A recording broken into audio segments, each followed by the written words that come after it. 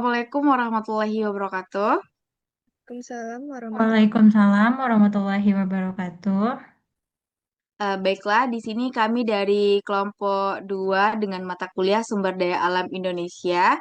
Di sini dari kelompok kami ada Niken Angelina dengan NIM 233700062 dan juga ada rekan kami Yulia Rahmi Putri dengan NIM 233700070 dan saya sendiri Violindi dengan NIM 233700072. Jadi dalam mata kuliah Sumber Daya Alam Indonesia ini ada konflik yang kami angkat yaitu kasus penolakan pembangkit listrik tenaga panas bumi atau PLTP di Tandike Singgalang di Nagari Pandai Sike, Kabupaten Tanah Datar. Nah, untuk mengulik beberapa kasus ini akan dijelaskan oleh teman saya yang pertama dari Niken Angelina.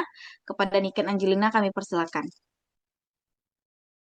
Nah, baiklah teman-teman semuanya. Di sini saya akan menjelaskan dari latar belakang kasus penolakan pembangkit listrik tenaga panas bumi atau PLTP Tandike Singgalang di Nagari Pandai Sike, Kabupaten Tanah Datar. Nah, jadi konflik pemanfaatan sumber daya alam di Sumatera Barat kembali mencuat dengan adanya penolakan keras dari masyarakat adat Nagari Pandai Sike terhadap rencana pembangunan pembangkit tenaga listrik. Nah, yang akan digarap oleh PT Hitai Balai Kaba Energi. Nah, penolakan ini menjadi menarik untuk diselidiki karena terjadi di tengah upaya pemerintah pusat mendorong transisi energi menuju net zero emission 2060. Nah, namun di sisi lain memicu perlawanan masif dari masyarakat lokal yang merasa hak-hak mereka diabaikan. Baiklah, saya kembalikan kepada moderator. Dilanjutkan dengan identifikasi konflik oleh Niken Angelina.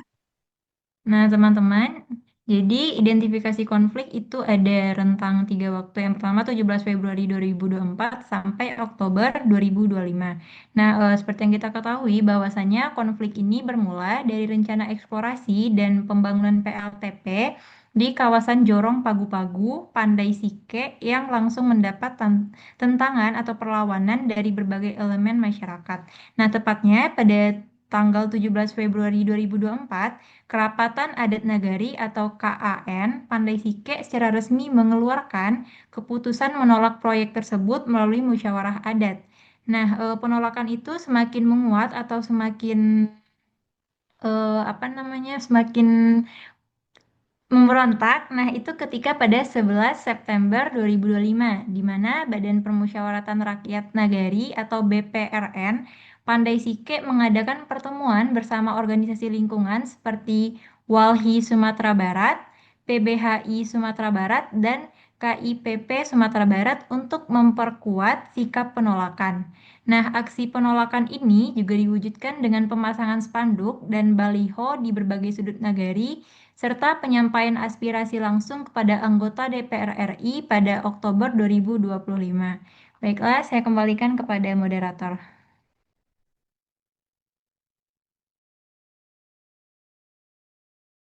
Terima kasih kepada Niken. Dilanjutkan dengan faktor penyebab dari konflik, kemudian landasan hukum yang akan dijelaskan oleh rekan kami, Yulia Rahmi Putri. Kami persilakan. Baik, di sini saya akan melanjutkan mengenai faktor penyebab. Nah, faktor penyebab ini terdiri dari 5, ada aspek ekonomi, aspek sosial budaya, prosedural dan legalitas proyek, aspek ekologi, serta aspek pengalaman. Nah, kita masuk kepada penjelasan pertama, yaitu aspek ekonomi. Nah, aspek ekonomi, pada masyarakat Pandai Sike hidup dengan bergantung pada sektor pertanian. Nah, lahan yang direncanakan sebagai lokasi proyek merupakan lahan produktif yang sudah sejak lama menjadi sumber utama penghasilan mereka. Nah, sektor pertanian ini bahkan menyumbang hampir 30% PDRB daerah dan menjadi penopang hidup lebih dari 70% penduduk. Nah, karena ini tentunya masyarakat khawatir bahwa aktivitas pengoboran dan pembangunan fasilitas panas bumi dapat merusak tanah pertanian mereka, serta menurunkan produktivitas lahan sehingga akan mengancam adanya ketahanan pangan serta ekonomi keluarga mereka. Yang kedua ada aspek ekologis. Nah, aspek ekologis ini masyarakat tidak hanya menilai proyek ini dari sisi ekonomi, tentu saja mempertimbangkan adanya resiko bagi lingkungan mereka. Nah, berdasarkan penelitian dan pengalaman daerah lain, proyek geotermal dipercaya dapat memiliki potensi mengubah aliran air tanah, meningkatkan resiko tanah longsor hingga menyebabkan adanya pelepasan gas berbahaya seperti hidrogen sulfida. Nah, kawasan Pandai Sike terkenal dengan lereng gunung dan termasuk daerah rawan bencana. Nah, jika terjadi perubahan lingkungan sekecil apapun, maka dampaknya dapat sangat besar bagi warganya. Nah, selain itu, masyarakat juga takut akan kehilangan adanya keanekaragaman hayati dan sumber air yang selama ini menjadi penopang kehidupan pertanian mereka. Jadi, resiko ekologis ini dapat menjadi suatu alasan yang kuat bagi masyarakat Pandai Sike menolak adanya pembangunan PLTA panas bumi. Nah, selanjutnya ada aspek prosedural dan legalitas proyek. Nah, ini menjadi salah satu faktor yang paling banyak disorot oleh tokoh masyarakat dan pendamping hukumnya. Nah, proses perizinan dinilai tidak transparan dan tidak melibatkan masyarakat. Nah, bahkan menurut beberapa lembaga seperti LBH Padang, izin yang dipegang oleh perusahaan sudah kadaluarsa dan tidak sesuai dengan ketentuan Undang-Undang Panas Bumi. Nah, selain itu, wilayah eksplorasi belum memiliki hukum secara resmi yang ditetapkan sebagai wilayah kerja panas bumi. Artinya, secara hukum, dasar aktivitas perusahaan masih sangat lemah. Ketidaksesuaian prosedur ini membuat masyarakat Pandai Sike merasa hak mereka diabaikan, terutama pada hal informasi, partisipasi, dan pengambilan keputusan. Nah, kemudian kita masuk ke aspek sosial budaya. Nah, masyarakat Minang, tepatnya masyarakat Pandai Sike, memegang teguh pada adat dan nilai-nilai budaya yang diwariskan dalam turun-temurun.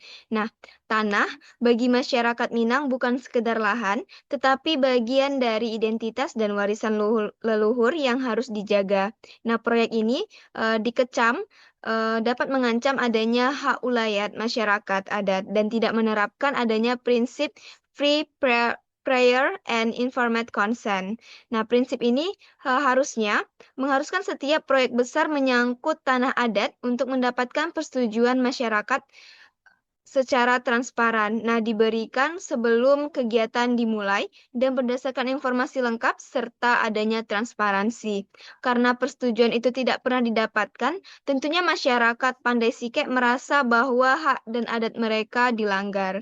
Nah, yang terakhir ada aspek yang paling krusial yaitu aspek pengalaman. Nah, pengalaman masyarakat di daerah lain tentunya menjadi gambaran seperti di Solok, Manggarai, maupun Maluku menunjukkan bahwa proyek PLTP sering memicu adanya ketegangan konflik sosial.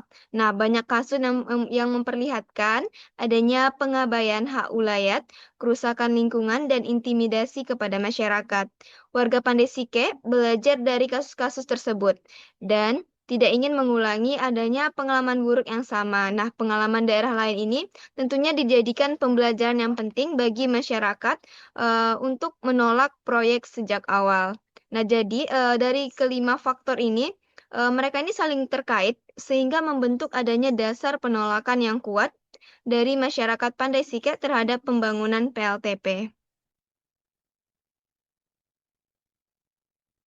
Selanjutnya ada landasan hukum. Nah, penolakan yang dilakukan masyarakat Pandai Sike tentunya bukanlah tidak emosional, tetapi ada landasan hukumnya. Nah, yang pertama ada pasal 28H ayat 1 Undang-Undang 1945. Nah, ini menyatakan bahwa setiap warga negara tentunya memiliki hak untuk hidup dalam lingkungan hidup yang baik dan sehat.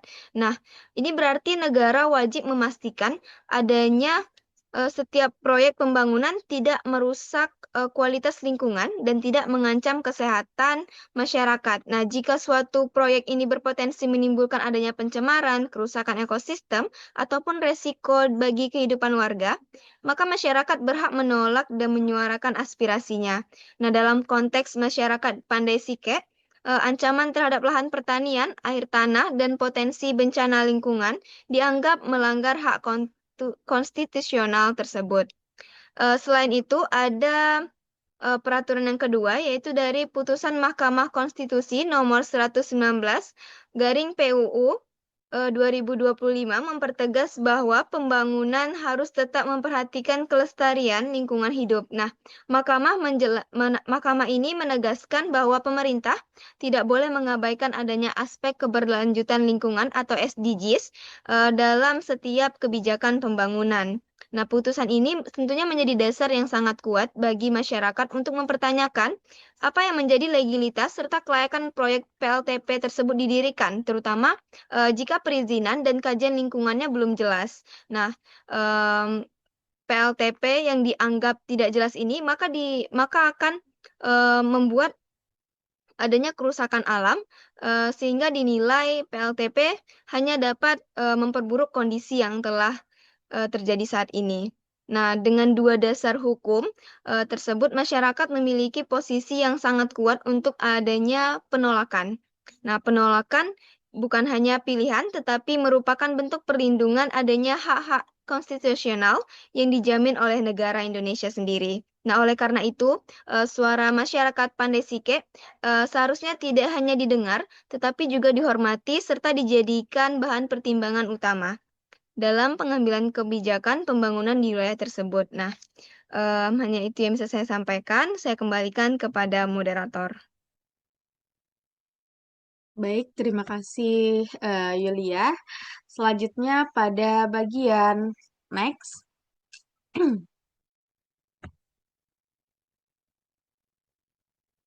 Selanjutnya pada bagian rekomendasi solusi, saya akan menjelaskan solusi dari kasus penolakan proyek PLTP Tandike Singgalang di Pandai Sike. Dan pada bagian ini kami memberikan beberapa langkah strategis yang dianggap paling realistis dan adil untuk menyelesaikan konflik ini.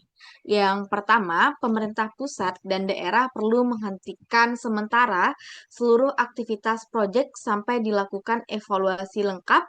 Evolusi ini harus melibatkan masyarakat adat, proses organisasi lingkungan, akademisi, dan seluruh pihak terkait secara transparan. Nah, yang kedua, Kementerian SDM harus melakukan audit izin perusahaan, yaitu PT Hitai Balai Kaba Energi. Jika izin terbukti cacat prosedur atau tidak sesuai dengan Undang-Undang Panas Bumi 2014, maka proyek harus dihentikan dan tidak dilanjutkan. Yang ketiga, pemerintah harus memastikan bahwa prinsip FPIC atau Free, Prior, and Informed Consent benar-benar diterapkan. Artinya, masyarakat adat wajib diberi informasi lengkap, waktu untuk berdiskusi dan kebebasan menentukan sikap tanpa tekanan. Jika masyarakat tetap menolak, keputusan mereka harus dihormati. Nah, yang keempat, perlu dilakukan AMDAL dan KLHS yang independen dengan melibatkan ahli lingkungan, ahli geologi, hidrologi, dan ekonomi. Hasil kajian ini harus dipublikasikan secara terbuka. Jika hasilnya menunjukkan risiko besar, lokasi proyek harus dipindahkan. Dan begitu juga dengan hasil yang jika menunjukkan hasil tersebut positif dan boleh dilakukan untuk pemilihan proyek di sana. Nah, yang kelima, pemerintah dapat mencari alternatif energi terbarukan lain yang tidak mengganggu lahan pertanian produktif. Misalnya, pembangkit listrik tenaga surya skala desa atau biogas dari limbah pertanian. Dan terakhir, pemerintah daerah juga perlu memperkuat kebijakan perlindungan lahan pertanian dan mengembangkan ekonomi lokal seperti UMKM, kerajinan, dan pariwisata budaya. Selain itu, dialog multi pihak harus dilakukan untuk mencari solusi yang adil dan berkelanjutan. Jadi secara garis besar, solusi ini menekankan pentingnya penghentian proyek sementara, audit izin, penerapan FPIC, kajian lingkungan yang independen, dan alternatif energi yang lebih aman bagi masyarakat Pandai Sike di sana. Nah, selanjutnya pada bagian kesimpulan, kami menegaskan bahwa konflik PLTP Tandike Singgalang menunjukkan betapa kompleksnya persoalan transisi energi di Indonesia. Pemerintah memang memiliki target menuju net zero emission, tetapi implementasi proyek di lapangan sering mengabaikan hak masyarakat adat, kelestarian lingkungan, dan ketahanan pangan lokal. Penolakan masyarakat Pandai Sike ini itu bukan berarti mereka anti terhadap pembangunan. Mereka hanya ingin pembangunan yang tidak mengorbankan hak konstitusional mereka untuk hidup aman, mempertahankan lahan pertanian mereka, dan menjaga warisan budaya mereka. Energi terbarukan itu penting, tetapi transisi energi harus menjadi solusi bagi semua pihak, bukan malah menciptakan konflik baru dan kerusakan ekologis atau ancaman bagi lingkungan hidup. Karena itu, penyelesaian konflik ini memerlukan komitmen yang kuat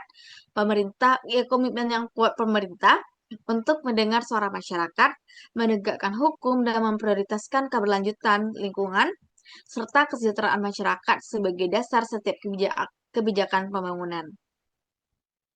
Baik, hanya itu yang dapat kami sampaikan dalam presentasi kali ini dengan kasus penolakan pembangkit listrik tenaga panas bumi atau PLTP Tandike Singgalang di Nagari Pandai Sike, Kabupaten Tanah Datar.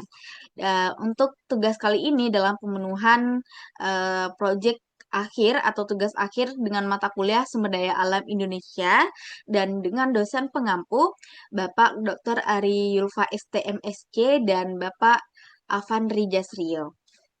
Sekian dari kami kelompok 2, kami mengucapkan terima kasih. Jika ada salah dan eh, baik dari pengucapan, kami mohon maaf. Kami tutupi dengan mengucapkan wabillahi taufiq wal hidayah. Wassalamualaikum warahmatullahi wabarakatuh.